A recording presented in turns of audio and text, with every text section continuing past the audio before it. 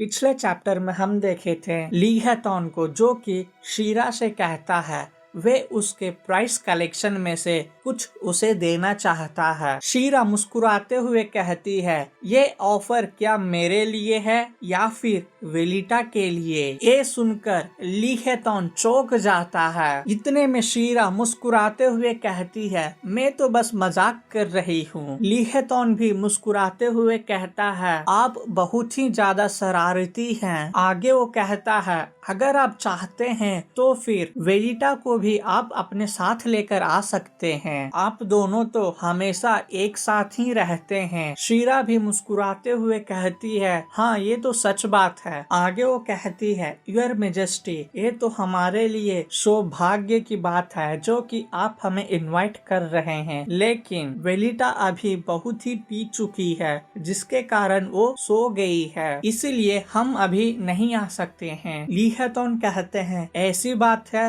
ये तो बहुत ही बुरा हुआ। शीरा अपने मन में सोच रही होती है, अगर ली हैतॉन मुझ में इंटरेस्ट है तो वो फिर इस अपॉर्चुनिटी को नहीं छोड़ सकता है। हम दोनों को एक साथ समय बिताने का वक्त भी मिल जाएगा। ली हैतॉन इतने में कहता है, अगर ऐसी बात है तो हम इस मीटिंग को किसी और दिन रख लेते हैं, क्योंकि अगर आप अकेले मेरे साथ रहेंगे तो फिर आप अनकंफर्टेबल फील करेंगे। शीरा अपने मन में सोचती है, जैसे मैंने समझा था वही हुआ। आगे वो मुस्कुराते हुए कहती है, ठीक है, आप समय और जगह बता दीजिएगा हमारे नेक्स्ट मीटिंग के लिए, हम वहाँ आ जाएंगे। इतना कहते हुए वे अपने मन में सोच रही थी, जो कुछ भी मैंने देखा था वो कोई सपना नहीं था। सीन यहाँ कट होता है और हम देखते हैं शीरा को, जो कि उस पार्टी हॉल में अकेली घूम रही होती है। इतने में वो एक आवाज सुनती है जहां उसके बारे में कुछ लोग बातें बना रहे होते हैं। उसमें से एक लड़की कहती है, देखो ये वही है, मैं तुमसे कही थी ये कोई संयोग नहीं था। पिछले दावत में भी ये एक ही तरह की कपड़े डालकर आए थे। इतने में वो दूसरी लड़की कहती है, ये तो बहुत ही बुरा है, ये अपने दोस्त का ही रहन सहन को कॉपी करती है। शीरा ये सुनकर उदास हो जाती है और वे अपने मन में सोच रहे थे, फिर से ये लोग चालू हो गए। इतने में वो लोग कह रहे थे, देखो तो जरा इसे तो जरा भी शर्मिंदगी नहीं महसूस होती है, मुंह उठाकर कहीं भी चली आती है। शीरा, जो कि ये सब सुनकर बहुत ही ज्यादा उदास हो जाती है और वे कहती है, अब बस बहुत हो गया, मैं अब इन सब बातों को इग्नोर नहीं करूंगी। अब तक मैं इसे इग्नोर इसीलिए कर आ रही थी क्योंकि मैं इनसे डरती थी। अब नहीं, अब मैं फाइट बैक करूंगी और इन्हें एक्सप्लेन करूंगी कि वो मैं नहीं जो तुम समझ रही हो। वो घूमती है और कहती है, मैं अपने आप को दोबारा रिपीट नहीं करूंगी, तो कान खोल कर सुन लो। लगता है तुम्हें सचमुच मजा आ रहा है। यहाँ किस तरह की कॉन्वर्सेशन तुम लोग कर रही हो? इतने में वो लड़की कहती है, हम तो बस ऐसे ही ऑर्डिनरी बातें कर रहे थे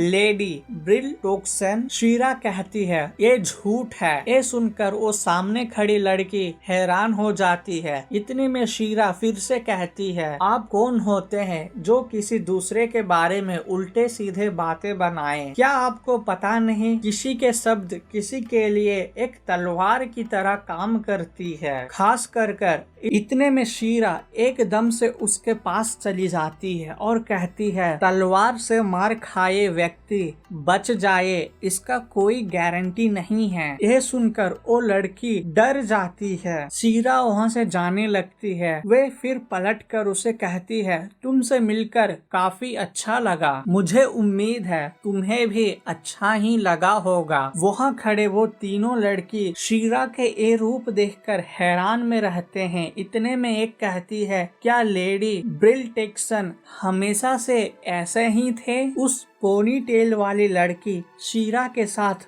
बात कर कर काफी ज्यादा डर जाती है और उसे समझ में नहीं आता कि वो आगे क्या कहे। सीन यहाँ कट होता है और हम देखते हैं शीरा को जो कि एक सोफा पर बैठी होती है और कहती है मेरा सर बहुत ही ज्यादा दर्द कर रहा है। आगे वो सोचती है जो कुछ भी मैंने अपने सपने में देखा था लीहेतन के एटीट्यूड, शायद वो मेरा हकीकत होगा और यही फ्यूचर में भी होने वाला हो सकता है, लेकिन मैं इसे बदल कर रहूंगी। मुझे किसी भी तरह स्ट्रॉन्ग बनना होगा ताकि मैं मेरे साथ किए गए धोखे का बदला ले सकूं। वो थोड़ी देर सोने की कोशिश करती है, इतने में वो एक आवाज सुनती है और कहती है कौन है वहाँ। आगे वो कहती है इस आवाज से तो ऐसा लग रहा है दो प्रेमी आपस में झगड़ रहे हों। इतने में शीरा सुनती है मुझे परेशान मत करो। इस आवाज को सुनकर शीरा हैरान हो जाती है और कहती है ये आवाज तो वेलिटा की आवाज की तरह लग रहा है, ये कैसे हो सकता है? वेलिटा तो अभी सोई हुई है। वेलिटा के आवाज सुनकर वे बाहर आती है। इतने में वो फिर सुनती है मैंने ऐसा कब प्रॉमिस किया था। शीरा उस आवाज की ओर जाती है और अपने मन में सोचती है वेलिटा इस तरह ऊंचे स्वर में किससे बात कर रही होगी, वो भी इस वक्त पे। इतने में वो एक आदमी का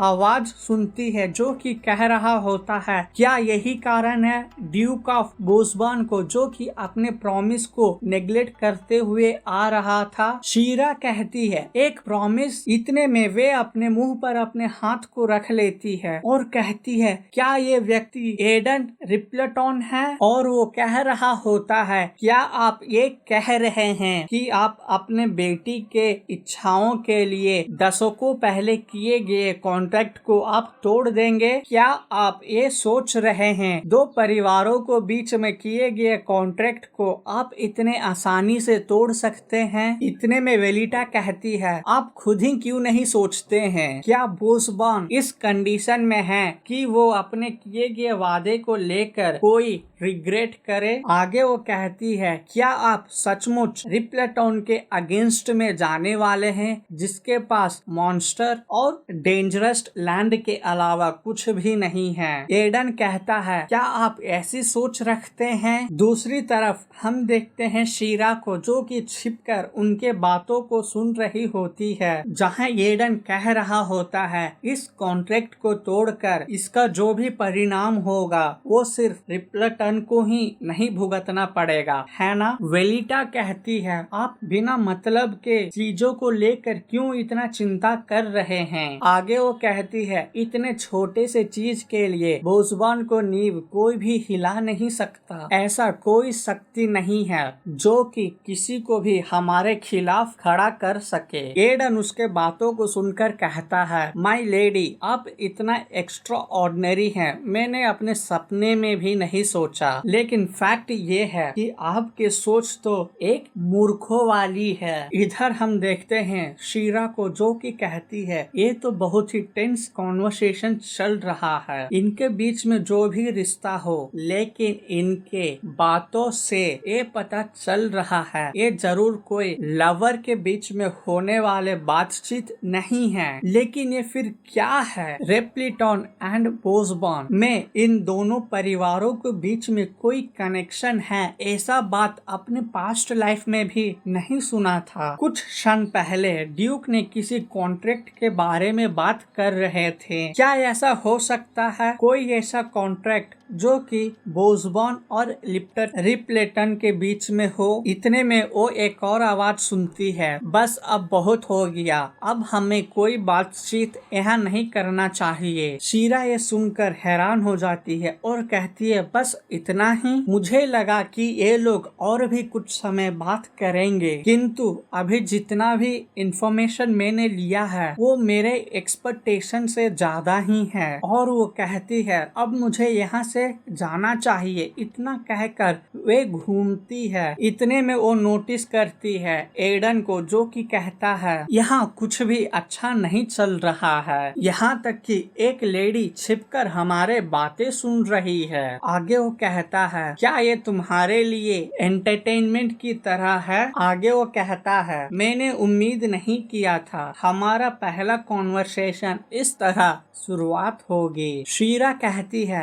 मैं नहीं भागूंगी। तो क्या आप अपने हाथ हटा सकते हैं? एडन कहता है मुझे तुम पर विश्वास नहीं है। शीरा कहती है मैं कोई बेवकूफ नहीं हूँ जो कि ड्यूक के साथ वे वजह किसी भी तरह की कॉन्फ्लिक्ट में एंगेज हो जाऊं। एडन अपने हाथों को हटाते हुए कहता है तो फिर तुम कौन हो? शीरा अपने सर को झुकाते हुए कहती है गॉडेस हारमोनिया के ऊपर सदैव अपना कृपा बनाए रखे। मैं ब्रिलटोक्सन परिवार के सबसे बड़ी बेटी हूँ। मेरा नाम शीरा है। रिपल्टन कहता है गॉडेस का आशीर्वाद? क्या तुम गॉडेस के फॉलो करने वाले में से हो? शीरा कहती है नहीं, लेकिन मैंने कहीं से सुना था हिरण में रहने वाले जितने भी लोग हैं वे सब इसी तरह से ग्रीटिंग एक्सचेंज करते हैं। आगे वो कहता है जो लोग भी इस नाइट्स ग्रीटिंग के बारे में बात करते हैं वे लोग क्या नाइट्स के बातों को सुनने के लिए भी कहते हैं? शीरा मुस्कुराते हुए कहती है इसके लिए तो मैं सबसे पहले आपसे माफी मांगना चाहती हूँ। मेरा कोई इंटेंशन नहीं था आपके बातों को सुनने के लिए। एडन कहता है कोई इंटेंशन नहीं था, लेकिन तुम्हें देखकर ऐसा मालूम पड़ रहा है तुम यहाँ बहुत समय से खड़ी होकर हमारे बातों को सुन रही थी। एडन एक शार्प लुक देता है और कहता है तुमने कहाँ तक सुनी?